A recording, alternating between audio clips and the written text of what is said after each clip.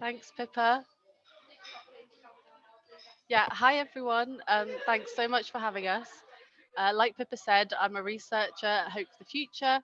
And as Pippa said, also, I know you had our director, Sarah, attend one of these sessions. So I won't go into too much detail about our work. But basically, Hope the Future is a climate change charity. And for nearly 10 years, we've been working to equip communities, campaigners, and groups across the country to communicate the climate emergency with their local politicians. And I know that various colleagues have been working with Pippa and others for several years. And it's really great to see the relationship that they now have with Derek. And I believe we also have the current engagement officer who's working with Pippa, Alex, here today to watch the presentation. So, Alex, if you are here, just put hi in the chat. Um, so why are we here today? We've been working with WWF on their net zero delivery tracker policy. I specialise in Treasury Director Policy at Hope the Future, and the net zero delivery tracker really stood out to me as a policy that would have a huge impact if implemented, and that all politicians could get behind. And Pippa has been really supportive of it as well, and of course was the one who invited us here today to speak to you all about it. So thanks so much, Pippa, for inviting us. And when I say we're going to speak about it, really Rick is, because he is the expert. So I'll pass over to Rick. Thanks, Ellie. And just to echo, Ellie, thanks for inviting us today. Really excited to speak to everybody about this. First, I'll start with nomenclature. It used to be called the Net Zero Test. It's now called the Net Zero Delivery Tracker. That's basically because people who are more highly paid than me said that that name was going to be more accessible and better. I'm going to talk for about, let's see how we go, but between maybe around 10 minutes for on the Net Zero Delivery Tracker, and I will leave time for questions at the end. Pippa, how would you want to run this? Would you prefer that there were questions interspersed throughout the presentation, or would you prefer people to save them for the end? Well, we usually save them for the end, but if you're happy, if people would raise their hands, but we don't interrupt your flow, so it's up to you. I don't want to monopolise all the questions, so I might say let's wait for the end and then any questions for me or Ellie, but I'm happy to flick back to slides if anyone wants to refer to those when they're asking the questions. Okay. Cool, thanks very much. Okay, so first kind of obvious question, I guess, is why does WWF care about net zero? So a lot of people know us for our work about species conservation, got lovely polar bears on the slide, panda logo, etc. But we have a specific climate change team, and a lot of our work focuses in this space. And for the reasons that I'm sure you all know, without action on climate, there's no way we're going to halt species loss, biodiversity loss, or prevent disastrous warming. So we work on a range of net zero and low carbon energy related work streams, including the net zero delivery tracker, which I'm here to talk about today. So to misquote Jim Bowen, let's have a look at what we could win. WWF findings are that properly coordinated action on climate could lead to up to £130 billion per year of benefits for the UK, protect us from dangerous impacts of climate change, and avoid the high cost of delayed action. Taking 10 years delay to tackle climate change doubles the cost of action, so it's cheapest to tackle it today. It also could deliver sustained economic prosperity and green jobs right across the UK, lower energy bills, clean transport, health benefits, higher value pensions, and more access to green space, among others. And we were really heartened a couple of days ago to see the Net Zero review led by Chris Skidmore come out and come to many of the same conclusions, making the point really strongly that net zero is the economic opportunity of the 21st century. He was also careful to highlight that this is a global race and we need to seize this opportunity. Otherwise, we'll see UK industries moving away and other countries capturing those economic gains. And I think it was a really balanced review because it talked about a lot of the really good work government's done in this space and some of the really good ambition that's been set. But it also focused on the need for world-leading delivery and noted that we were losing out on some economic opportunities because of a lack of consistent long-term policy and investment. And that's directly what we're trying to tackle with the Net Zero Delivery Tracker. So what's the problem? We've got a net zero target in legislation, and there's a way in Treasury's Green Book of assessing the greenhouse gas emissions impact of any individual policy. But that methodology has been inconsistently applied by different departments. And the Green Book looks at the impact of individual policies. It doesn't look at whether a fiscal package, so a budget or a spending review, is compliant with net zero. So this means that every time we come out with a budget or a spending review, there's not been an impact of its environmental assessment. and we're not looking at the overall impact. We're not looking at if it's getting us on track for net zero or not. And that feels like a real data gap for government to understand the impact of their spend. To solve this problem, we've developed a net zero delivery tracker for tax and spending, and we've applied it to the March and autumn 2021 budgets, and we're currently analysing the recent October-November 2022 budget. Got full reports available on our website for anyone that's interested. Can send links around afterwards. And we're calling on government to adopt a net zero delivery tracker for all fiscal events and publish those results in enough detail for them to be monitored by Committee on Climate Change and the Office of Budget Responsibility. So at a very high level, it works in 3 ways. You would have Treasury do budget tagging, which is basically looking at how much money gets spent on green policies, polluting policies, and neutral policies across a range of different areas: carbon emissions, biodiversity, water quality, a few others. Then you'd have departments look at the emissions impact of their individual policy decisions. Treasury add up the overall impact and then determine if it's compatible with achieving net zero. So it's a really nice way of giving proper analysis of fiscal events. This is our analysis of the autumn 2021 budget, and it's not as bleak as this looks. It shows we're not on track for the CCC's net zero pathway, but this is only looking at public spending. A lot of the 3/4 of the spending that's going to be needed for net zero will come from private spend. So we're not as far off track as this suggests, but we're not on track either. A very whistle-stop tour of what we found about the autumn 2021 budget and CSR. There was some really good spending on positive policies. There was 116 billion being spent over 4 years, and it could deliver real emissions reductions over the next 25 years. But there's some caveats there. It was a comprehensive spending review, so it was allocating a lot of money for several years. It was before COP26, and it was funding the net zero strategy. So in many ways, it was one of the most ambitious ones we could expect, and we're still not on track for net zero. Things that we'd like to see change would be more spending on projects that deliver near-term emissions reductions, like energy efficiency, and more greening of fewer climate negative policies, and then more greening of climate neutral policies. So there's plenty of things that don't particularly affect the climate in a positive or a negative way, but there's real missed opportunities to make them more green. Very recently, Treasury have released details of their emissions assessment of the same budget, and it's a really positive step forward. We really welcome this. It aligns with our approach in fairly important ways, and looks environmentally positive and negative spend. So we're really excited to work with Treasury to build on this, talk about the modelling, and talk about how it can be developed further, including look at the carbon emissions impact of each budget. Our ask has got support right across the board, really. We've got lots of the usual green groups that you'd expect to be supporting it, but we're also seeing good support from people like the Climate Change Committee, the Public Accounts Committee, and a lot of people in the House of Lords, but also from business, CBI, Energy UK, Scottish Power, the list goes on. A lot of people really want to see this.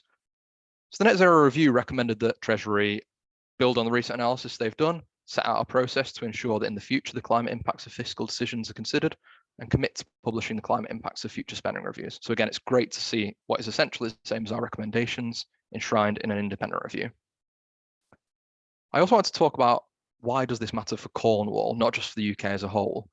Because net zero is the economic opportunity of the 21st century, and it could be transformative for constituencies. We've done a series of constituency case studies working with Public First that are available online, including one of Truro and Falmouth, your nearby neighbours. And it shows some really exciting impacts, creating over 1,000 local jobs, securing millions in local investment and green revenue, and delivering real value in the local economy. In that constituency, a lot of that comes from heat pumps, particularly the location of Kenza, who I understand spoke to your group earlier in 2022. The delivery tracker basically is essential to this because it ensures that Treasury focus on net zero investment opportunities at each fiscal event, and that can really turbocharge the transition. So last slide. What can everyone here today do about it? So our focus in 2023 is pushing for government to adopt the net zero delivery tracker as recommended in the net zero review. And we think that constructive conversations are the way to go here. I think that a lot of the time you see a fairly antagonistic approach between government and NGOs, and sometimes that needs to happen. But I genuinely believe this is something that MPs across the political spectrum can get behind and that we can have really constructive conversations about, because knowing where the money's going is the most efficient way to reach net zero. So Action on Climate polls really well, but I do think that constituents often underestimate the power of engaging their MPs. Hearing about the benefits in your constituency, why you want this, is really key. So we're working with Hope for the Future to help you guys have productive conversations with your MPs about climate. And we'd love for you to get in touch with us if you're interested in knowing more, either in general or talking about the net zero delivery tracker. And to address Derek Thomas directly, we'd love to follow this up with a one-to-one meeting at some point to talk about this in a bit more detail, because we think it's something that can really transform the UK economy. I will now be quiet because I understand there was a lot of information, and leave room for questions for me or Ellie or Pippa, of course. Thanks, Rick. Can I ask the first question, which is, if you applied the net zero delivery tracker to a Cumbrian coal mine, what would you get? And why is anybody even considering it? That might be one for Derek. I'll have a go first, because I actually think this is a really interesting example, both in showcasing what the net zero delivery tracker can do and what it struggles to do, and also about why I think it is useful for government. So the Cumbrian coal mine, a lot of this will be a decision taken at a local level, and it will also be a decision about regulation. So the net zero delivery tracker purely focuses on tax and spending at the moment. So if it's a regulatory decision, there's not a way to capture that at the moment. We're doing a different piece of work on a net zero investment plan that kind of looks more at the impact of policy and regulation and how that crowds in green private sector spending. But the delivery tracker purely looks at tax and spend. So it doesn't encompass everything. It just looks at whether fiscal policy is helping get us on track. That's a limitation, of course, but it's a necessary one, because trying to expend it to non-fiscal policy is virtually impossible. In terms of the future outlook of the UK as well, I think it's important to highlight this to MPs, because we've had MPs say to us before, look, not everything in a budget is going to be green. You know, we need to keep the NHS running. We need to do infrastructure projects. There are things that are manifesto commitments that we have to spend on, and they will have associated carbon emissions. And that's fine. We're realistic about that. The good thing about the delivery tracker is it looks across the budget and says, you need to be getting us on the pathway to net zero. So you need to make sure that your climate positive spend is generating the emissions reductions to offset some of the more negative things. In terms of the coal mine itself, it's fair to say that WWF are not supportive of it, but I'm also happy to hand over to anyone else, whether that's Derek or Ellie, who wants to add more on that. Hi, can you, hi Pippa, thank you for that lovely first question. Before I get a chance, hello. Hello, Derek. So actually, I personally think, and I haven't been right in the middle of the conversations.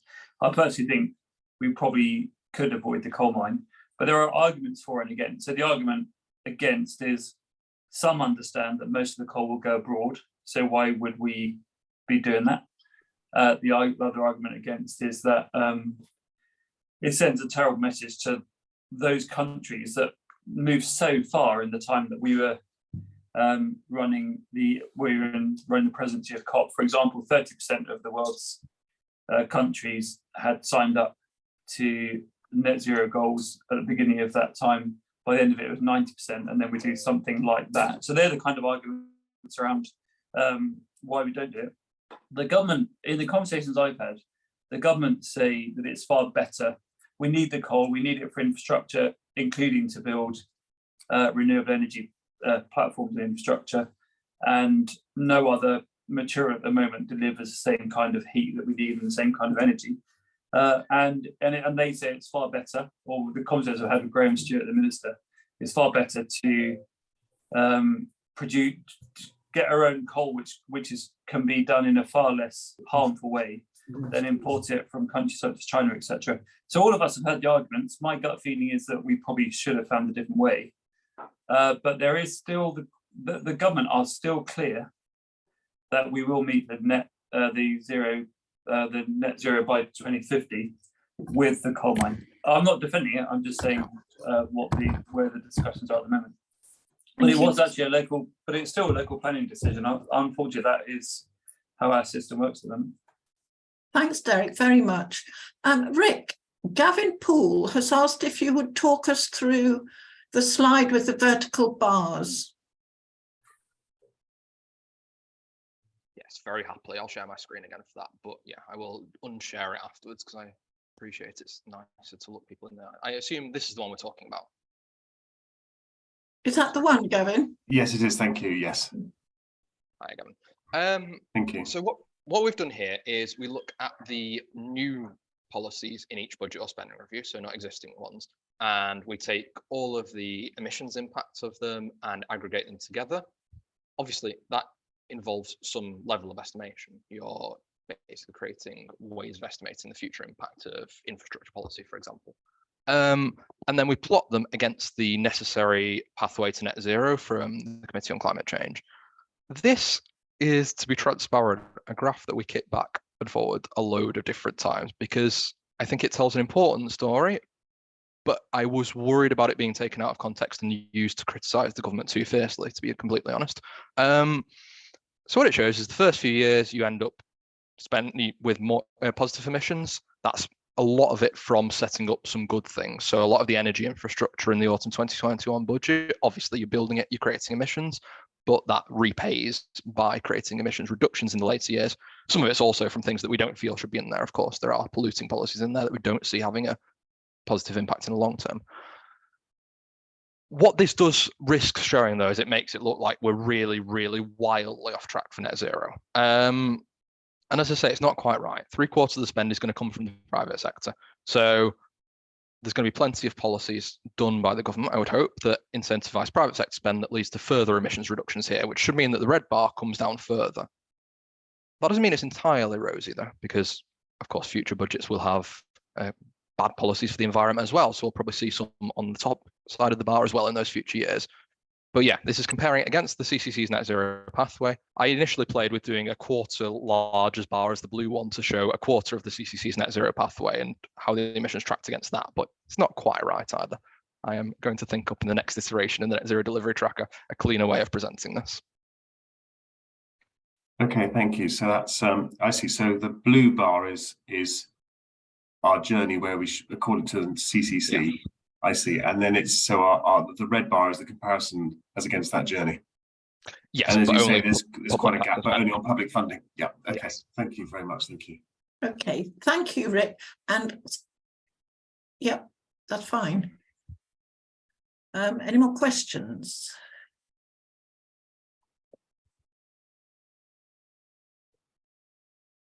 Well, is there a thank you? So just to follow on from that, is there a historic graph as well to show which includes the private sector figures as well as a comparison?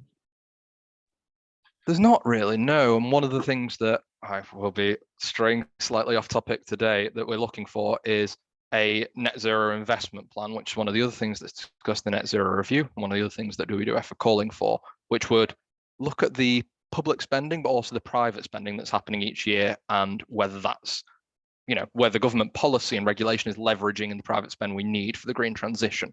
The data is actually really quite hard to find on the emissions impact of private spend over the last few years. To some extent, that's fair enough. It's stuff that we only recently should have started collecting, I suspect, but I do think there is quite a few data gaps in this area. And that's one of the things I'm really trying to get across when we talk to MPs and government, that this isn't something to be scared of. It isn't a big hammer to hit the government on the head with from NGOs. It's a way that they can have better data on the impact of their spending and ensure that they're getting us on track for net zero. But in terms of historical parallels, it's difficult to draw them. Thank you. Mary, you had a question? Yeah, I just wondered whether you could tell us a bit more about the Truro Falmouth review, what it revealed. The case study, Mary? Yeah. Yeah, so it showed that we targeted a range of different constituencies, basically. So in different and interesting political areas, we felt Truro and Falmouth's a really interesting one as a marginal constituency. And it essentially showed that the net zero transition has big benefits there, which I don't think is a surprise to anyone, with Kenza heat pumps being located there, one of the biggest manufacturer of ground source heat pumps in the UK. And it showed essentially that in addition to a lot of the nationwide benefits that we are seeing from the net zero transition, both as a whole as a country and in terms of reducing people's bills, it also showed it was generating over 1,000 jobs, millions in terms of growth from the heat pump transition, more or less. There's other things as well, from energy efficiency improvements in people's homes and other things, but the big whack there was the heat pumps. The studies are available on our website, so I can put a link into the chat afterwards for people to peruse at leisure. Thank you.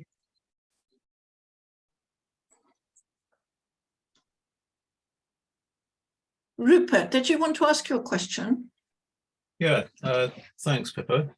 Thanks very much for that, Rick. It was very enlightening.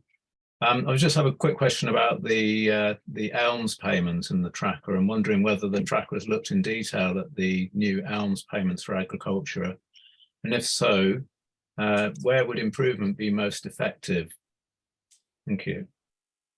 I'm afraid, Rupert, this is one of the questions where I'm going to have to defer. My colleague handles agriculture and gave me very good advice on ELMS, but I'm sure she's better placed. But I'm happy to chuck my email address in the chat and for you to send it over. But I don't want to talk outside my comfort zone because I don't handle agriculture. Rupert, Derek's pretty good on ELMS. Yeah. Pippa, you're really learning. I'm really learning who my friends are. Well, actually, Rupert is his. I think his question is a wise one because there are three parts of ELMS. One is sustainable farming, which farms work together. One is the biodiversity or the nature recovery, and then one is supporting farms to just do their thing in terms of food, providing food in a sustainable way, environmentally helpful way. There's still, unfortunately, Rupert, as you know, there's loads more work and information coming forward around that. So I'm not going to answer that, Pippa, except that there has been a shift in recent months to really understanding how we deliver food security in a way where you can enhance and protect the environment. But can I come quickly back? I know Caroline's had her hand up longer than mine, but can I come quickly back to Gavin's point and then ask, is it Rick, to maybe pick up on something else if we do run out, if the questions dry up? Is that right, Pippa, if I do that? Yeah? Is that yes? Yeah, good. So Gavin, in terms of the private finance, I had a really interesting meeting, and you might want to have a look at this. The UK Sustainable Investment and Finance Association, they have identified from their 300 members about 19 trillion pounds of investment money that's ready to invest and only invest in businesses and innovation that will take us to net zero. So that is why they exist, and that's what their funders want to fund. So that would, if that money could be mapped and shown on a graph that Rick showed, that would make those blue lines quite significantly more encouraging. I'm not saying that's the answer, but there's certainly a massive shift in the world of finance towards backing the right horses. And then if we do run out of time, Rick, the one real concern I've got, and actually I'm going to really upset people, and I said this last week in a meeting with the WI, we will make decent progress towards net zero by 2050. I think we'll get there.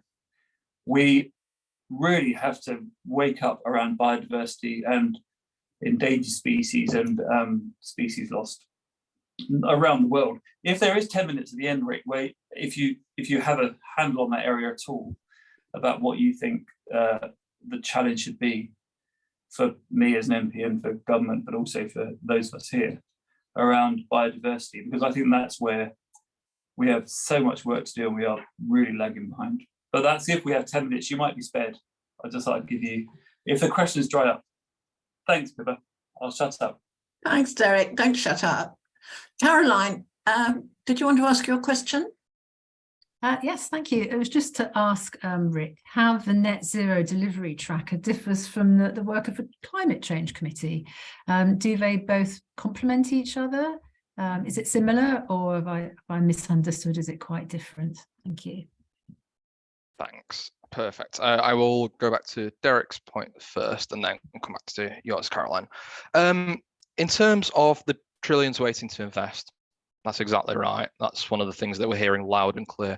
We've been doing a lot of work on finance recently, and we released a paper with Aviva fairly recently, who came out with exactly the same message. There's so much private sector money waiting to invest as long as it's in green things. So one of our other key asks is for a net zero investment plan to be released, which would have independent ongoing tracking of public and private investment in the UK going towards the UK's decarbonisation. That helps show what the need is in each sector, what's currently happening and what the gap is. So, you know, it's helping show government where they need to provide more policy and regulation, perhaps to stimulate some of that investment or some strategic public spending.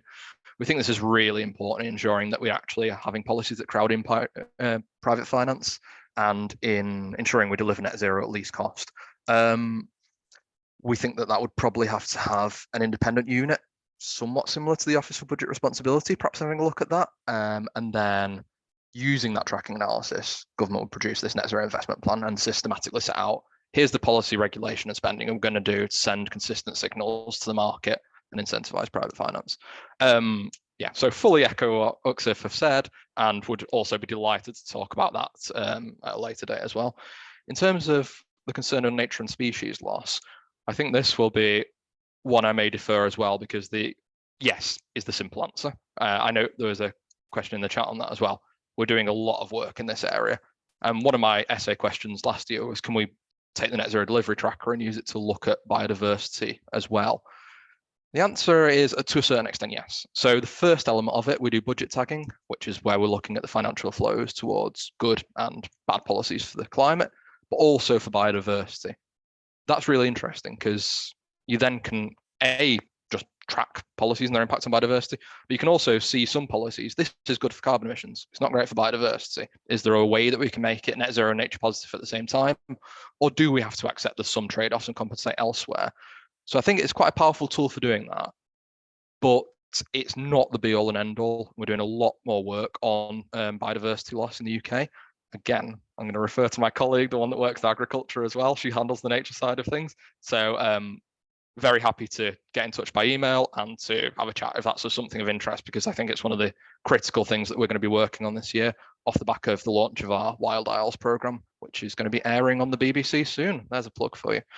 And Caroline, great question. One of the ones that I wrestled with for a long time, actually. Are we duplicating the role of the CCC? How do we make sure this aligns? The good news is I don't think we are.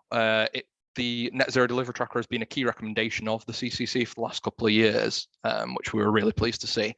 I think the key difference from what CCC do is twofold. One is they do analysis of the impact of policies after the event, right?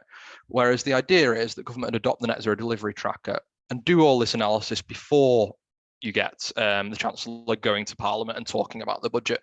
So they do this analysis, and hopefully if there's an emissions hotspot where they're saying, wow, this policy is really driving up emissions, they'd look to change it. They'd look to maybe scrap it, maybe nuance it. The idea is it's done before anything goes live. I would say that's the key real difference from CCC analysis. And yeah, they see it as a really important data stream for their work as well.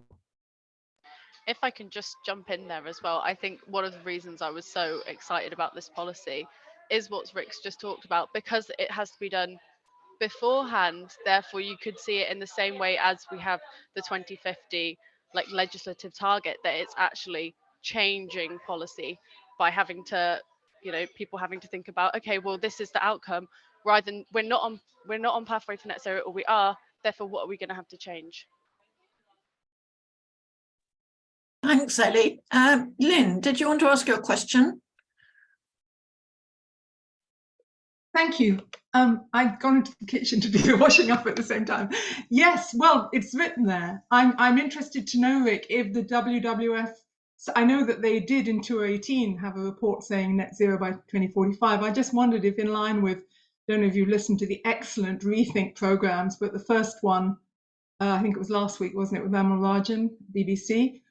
All the experts were in agreement that net zero 2050 was much too late. And indeed, at the end of the program, they were saying we just have to stop talking about net zero and talk about zero. I wonder what the WWF position on that is. Good, difficult question, Lynn, and a good effort in multitasking with washing up at the same time. I haven't seen the program, and I will have to do so. That sounds. It's radio. They're excellent. Download them all. Yeah. Yeah, I'll have a listen. So our position, as you say, we talked about the possibility of moving the net zero target to 2045. I think you can make a really good case for moving the target earlier. I worry that the thing I'm most worried about is delivery, though. I think that we've got generally good ambitions in the UK. As I say, you can make a respectable case for making it earlier, but the target for 2050 is a good thing and was world leading at the time. We're doing a lot of good stuff. But delivery isn't on track in a lot of areas. We've got some sectors where we're seeing really good progress. Power sector, for example, is going great guns. There's still plenty of challenges ahead. But things like heat and buildings, we're not seeing anything like the delivery we need to get on track for the CCC's pathway or for the pathway in government's net zero strategy. So while I think there's legitimate questions about the target, and we'd certainly support if government decided to make it earlier, we've, together with the CCC, really had a focus on delivery in the last year or two. And I think that's the area that concerns me the most, and I really want to accelerate. In terms of net zero, it's a great question and one we've kicked about internally. I think it depends on the size of the net and what it's made of. There's definitely ways you could talk about achieving the target with heroic assumptions around the amount of negative emissions technologies you need, and that would really worry me. At the same time, I don't think you're going to be able to get every single emission of carbon out of the UK economy and industry by 2050, so you're going to need some level of compensation. But we think that should be primarily verified nature-based solutions that are properly monitored and properly sustainable. And we should be limiting the amount of negative emissions technology as much as possible, and we should be accounting for it separately, so that we're clear that we've still got some positive emissions, we're still sucking them out another way rather than balancing them off completely.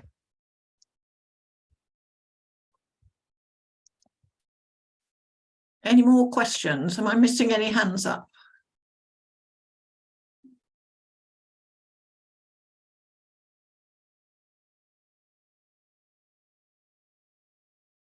There's Rupert's question.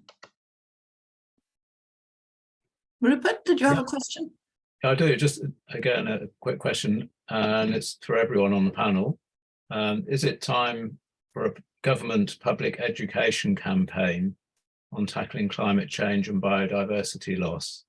And I'm just drawing comparison here with a lot of the work that was done during the COVID pandemic, which was very direct and to the point and had a broad readership. Thank you. If you're asking the panel, yes, I think we need a central office of information again. But Derek, did you want to say something about that? Sorry, I was just putting my answer in the chat. I got to go and vote in a minute. Yes, Rupert, and I referred to it before Christmas in a debate because actually we committed to that when we signed the Paris Agreement in 2015, and we legally bound to government that should be doing that. The review of the net zero review that was Chris Goodmore produced at the invitation of government and then launched last week kind of helps us to begin to pick up on that pace, but I think there's more to be done. And also you'll be aware that the climate and ecology bill comes before Parliament. It's in the Lords now, it comes before Parliament in the next couple of months, and that is intended as well to grapple with this problem of getting government to educate and inform in the way you're describing. There's also some work done on the education on climate change in schools, which we agreed to in the COP26. So there's lots going on, but it needs to be clarified and simplified and much more accessible. So Rupert, the right question and a waffly answer. But I may dip in and out now, Pippa, for a little bit. Alfie's going to put on the chat and hopefully tell you, or let you know what's happening at our next meeting in February before you all leave us.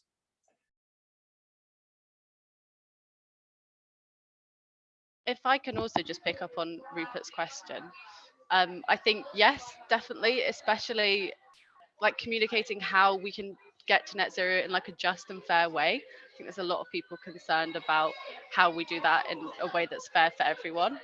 But also picking up on something Rick said, I really think now is, the time to focus on delivery. I think there is strong support among the public already for climate action, and there is a strong mandate. Obviously, Derek's got a strong mandate from you guys, like here today and whenever you speak to him. And there's also, some good like policies and aims in place in government. So I think focusing on delivery is really what we're thinking about at the moment. Yeah, and just to add my 2 cents worth, it'd be good to be controversial and say no, but yes, of course, I think that there's definitely room for a public education campaign. I think that's probably in 2 ways. One is making it really clear that the cheapest form of climate action is the action we take now. It's only going to cost us more to delay, and it's going to cost us a huge amount more if we don't do it. And it's going to benefit people right across the UK. Of course, we need to talk about the negative impacts of climate, but I think we also need to talk about, here's what you could win. Here is the economy of the future. Here's the jobs. Here's the access to wild spaces. And I think government can be really effective in selling that vision and explaining to the UK public the benefits. And I think, as Derek says, the Chris Skidmore review is a great start for that. I think there's so many positive messages in there. I think also on a more micro level, it would be helpful for stronger communications from government to talk about insulating your homes and switching to low carbon technologies. I think that we've got some good stuff there, right? You've got the home MOT and you've got these sort of things. But I think when you look at some of the advice available in Scotland, for example, where you can get really tailored advice on here's how specifically for your home you can upgrade it, here's the financing that's available, it feels a little more joined up than we've got in England at the moment. So perhaps something like a Home Energy England advice might also be a useful communications thing, particularly at a time when bills are really high and dependent on imported gas. I think that could be quite a nice specific campaign as well. Thanks. Pippa, can I come back to Rick and then to Caroline's question? Is that right? Yes, of course. Yes. So Rick, you're absolutely right about that. There's an energy task force, energy reduction task force being set up right now. So put your name forward for that, and I will be as well. But that point of that is to actually really grapple with this problem of the built environment and also the cost of energy for homes. And I think there's I'm sorry, everybody, and I genuinely mean that, because we have been slow to really clarify how we get to where we need to get to. But I think there's real momentum now, and there's some good work going on, and it's just coming at us every day here in Parliament. But for Caroline's question, Caroline, this is a really brilliant example. I'll let people read the question in the chat. It's a great example of how the answer today isn't the answer that we'll have in 2050 or wherever we get to it. Right now, what George Eustice is saying is the option, the government is saying, to get off oil and to get off liquid petroleum gas, LPG, you need to switch to air source, ground source. That isn't always possible because of infrastructure around the network. I can't do it at my home, I've been told by Western Power. But so as a result, and also it's very expensive. So as a result, it's going to take a long time to get to a place where we stop using gas and oil combination boilers. So what George Eustice is proposing is that we use biofuels because they're available today, which is a few £100, which will adjust your boiler, adapt your boiler to do that, dramatically reduce the carbons, I think about 80% odd. But it's a step in the right direction towards hydrogen. And on Friday, I had, or something similar. On Friday, I had a meeting with a Penzance-based company that want to generate energy from solar farms at sea and use that to use seawater to generate green hydrogen that would then use to heat our homes and be used for HG vehicles and trains. So it's about a transition. So you're right, biofuels have their problems. For example, the race for the land to grow them on is a challenge. There's some other issues around it, but it is about how we get today in a horrible situation where someone stuck on the Isle of Scilly is paying a fortune for a harmful and a terrible fossil fuel, to a place where we can reduce carbons, reduce cost, and eventually get to a place where we are burning or we're heating our homes with clean energy. Long-winded answer, Caroline, but that's basically why I'm supporting George's proposal. It actually goes quicker and it goes faster and reduces emissions more quickly than the government's approach at the moment. Thanks, Derek. Well, I expect lots of us have watched the programme about Drax and cutting down Canadian forest to generate electricity, and I hope that's not what George Eustice is talking about. I can't resist having a quick response on the hydrogen points. I think that hydrogen is going to be phenomenally important in decarbonising the UK economy.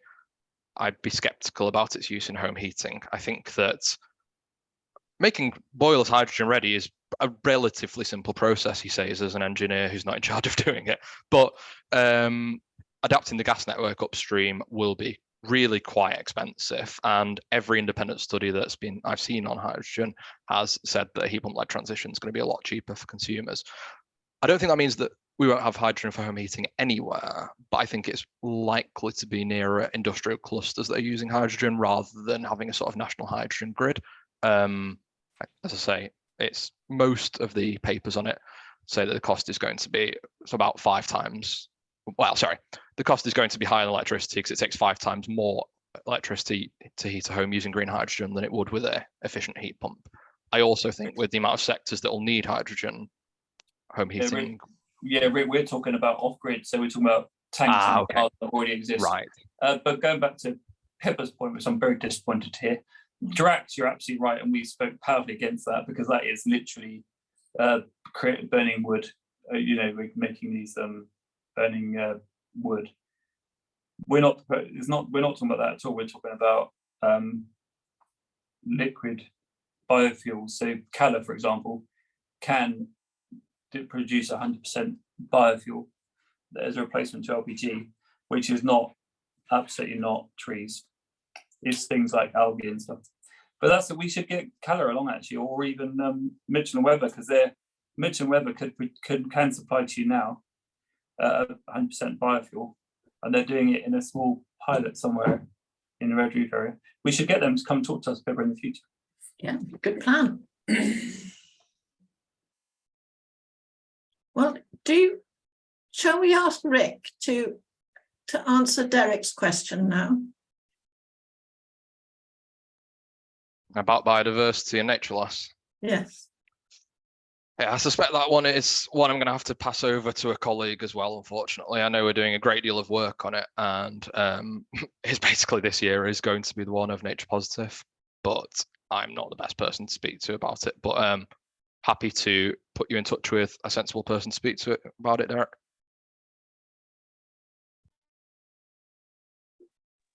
I'm liking your approach, Rick. I'm going to do that in future. From now on, Pippa, whenever I get a difficult question, I'm going to go back to you. I'm going to refer to you. And my colleague's best place. and I did get that last point about the briefing on the 8th, and I can't think of any reason why I won't be there. I haven't actually checked my diary because I'm on the iPad. So 7th. Sorry, Derek, I got the date wrong. Yeah, it's a really brilliant list of speakers. So we'd love you to go and feed back to us, because we don't get to go. Great. Alfie's taking a note because I can't actually look on my iPad during a Zoom meeting. So Caroline will be sending, it's the APPG, so she'll be sending in. I would have had it. I was just flagging it, so because I know you went to the last one. Thank you. No, good.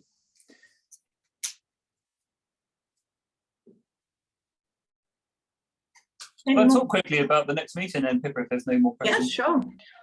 Sorry, I've just got my hand up. Is it right if I actually ask a question? I was just wondering, Derek, it'd be really interesting to hear. This is a bit annoying because you can't give this question to another colleague, but it'd be interesting to hear your thoughts about the net zero delivery tracker and are there any concerns you have about it? Yeah. Well, obviously, this is the first time I'd really heard it and understood it, but it makes sense. And the interesting thing about lots of proposals that come forward, my thinking is the government should embrace it because it makes their job easier. And it goes back to Rupert's point about clearly communicating with the public, and then the public come on board and they. I'm not going to say they play their part because that's a wrong expression, but you know what I mean. They actually engage in it rather than become just at the mercy of it. So I would see that it's a very tangible, sensible way of us measuring where we're getting to and how we're getting there. I mean, obviously, as Rick said, the Committee on Climate Change do that every January to a point, but not in the way that you've described, not in a way that is publicly accessible and clear to understand. And Rick, I think I heard during there that you wanted a one-to-one meeting with me. Is that right, or did you want it with Pippa? Not with me. With you, Derek, if that's all right. Or it might be a 2-to-1 or 3-to-1 meeting. Yeah. I bring someone that's going to talk about nature loss as well. That's fine. Well, if you're in Westminster, if you can get to Westminster, that works. But otherwise, if you want to get all the way down to Cornwall, which is what I'm going to say about the next meeting. So we have the CE Bill team and the 0 Hour team. I've developed a good friendship with them for years actually, and they've been really brilliant at working with me, helping me along the journey, but also when I've asked challenging questions about what the bill includes and the consequence of it, possibly the unintended consequence, they've been really helpful and actually have made changes. So I found it a very constructive dialogue. They've agreed to come to West Cornwall and to look at some of the examples that we've met through this climate focus group. So they're going to visit a nature-friendly farm. They're going into a secondary school to meet their eco group. We're hoping to get them to go over to Kenza to look at their community heat network, which they've done in Stillions. And they get. I'm still hoping that the WI will provide some coffee and cake in the afternoon. But what's relevant to this group in particular is that they're going to. I'm hoping to book the exchange. I'm literally in the process of that now, Jonathan, in Penzance, where they will come and meet with us. The climate focus group will have our own in-person climate focus group on that evening. It's the Thursday, 9th of February. We'll put the details up in the chat and email you. But it's a chance where you can just meet the individuals behind legislation that brings together climate, which is feeds into both my point and Rick's point about nature, feeds into bringing our commitments to net zero and biodiversity into the same place, so it actually are that we approach it together and effectively. And the great thing about the work they're doing is it's not at all controversial as far as government is concerned. Government have already committed to everything they're asking for, but it puts it into a way that it proposes things that will bring everybody with it, including industry, the public sector, the government, and the general public. So they're coming to talk about their work and their bill on the 9th of February in Penzance. They're with us for all day Thursday, all day Friday, and we're going to fill their days up with some really, really interesting examples of how we can get to net zero and recover nature at the same rate. 5 o'clock.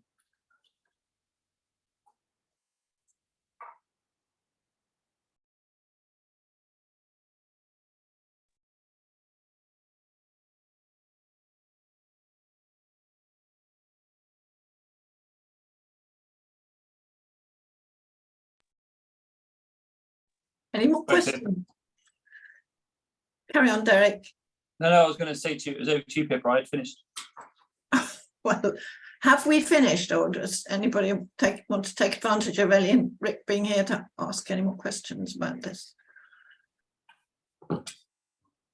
Well, you put the details in. Pippa, may I take advantage of this very exciting audience to just flag a community energy meeting on the 8th of February, which segues nicely into what Derek's planning on the next 2 days. It'll be in St Mary's Church. We've got experts from across the county who have experience in starting community energy schemes, either in their community, like in Wadebridge, or in other places. It's becoming a very topical topic, as people know.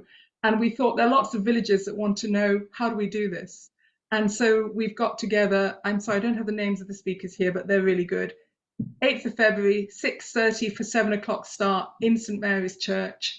And you are all welcome. We really hope you will come. And if you have ideas yourself on this topic, of course, there's going to be space to talk about it. There'll be posters going out soon. And Alfie, if I send you one, maybe you'll be able to send it to the mailing list. Because we want councillors, local town councillors, MPs, everybody to come. Thank you. Thank you for giving me the space to advertise that. Thanks, Lynn. Well, also, sorry, Pippa, if I could just jump in, I've just put a link in the chat to if people want support from Hope the Future, talking to their MP, obviously, in this case, Derek, about the net zero delivery tracker or any other climate policy, then just click through to the link. Excellent, thank you. And Alfie, will we have all the chat in the recording? Normally we can, but I'll double check and see if it's there. I will take a screenshot of it all though, and I'll send out all the relevant links and things when I send out the recording to everyone. Okay. So yeah, it should, all the info should be there.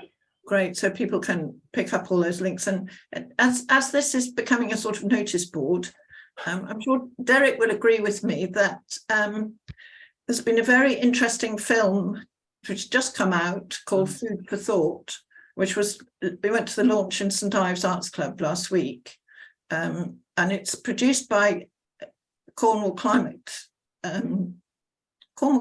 Care, it's called. I haven't got the absolute link, but if you search on that, you will find their website, and there's a whole series of films about climate change in Cornwall.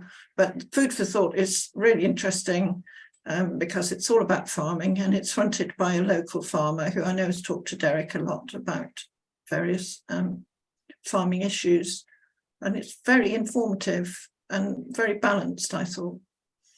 Pippa, you're right about that. I couldn't get to it because they changed the time, but because it's all sold out, they're going to find another venue, hopefully in Penzance. So I'm working with Lisa on that. So as soon as we know that, we'll send that around to this room as well. They're launching it all around Cornwall anyway. They're actually based on the Rhine Peninsula, so they're out there, but they're absolutely well worth watching. And there's a few more coming up. Yeah, sorry, the food. Sorry, I got to go. The food one, they've sold out. Where they're showing it, so we're trying to get them to do it again, because obviously we don't want to be travelling up to Plymouth or North Cornwall, because that wouldn't be good for the environment. If we were to do that. But you can get them on nice.